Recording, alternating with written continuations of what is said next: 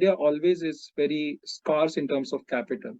Do you think the kind of growth opportunities which are presented to India with all the dislocations happening and the kind of reforms which are happening in India, is that capital good enough? Absolutely not. I mean, there is no country in the world that is entirely dependent on domestic risk capital to grow on a sustained basis. You absolutely need the ability to attract foreign risk capital that sometimes has an even longer duration than you do. The US had exactly the same challenge when they sold their war bonds. I mean, domestic risk capital out of Japan or out of Southeast Asia funded a lot of the infrastructure investments that took place in the United States in the 50s and the 60s. Domestic risk capital out of the United States funded a lot of the infrastructure development that took place in China in the 1990s and the early 2000s.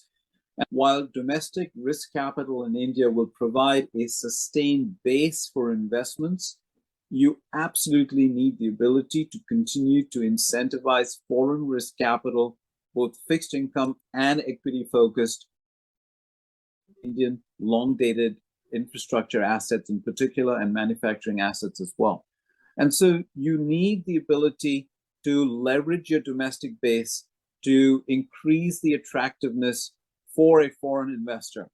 And to the extent that regulations now allow you to invest freely across sectors in India, you then have the enabling resolutions in place to allow that foreign risk appetite to find a home in India.